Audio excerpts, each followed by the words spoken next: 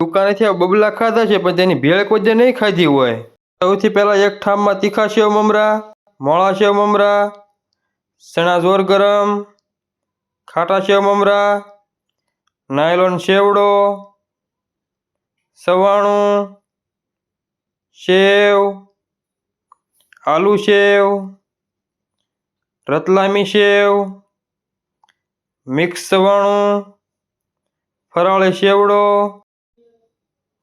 ટમેટા, ડુંગળી,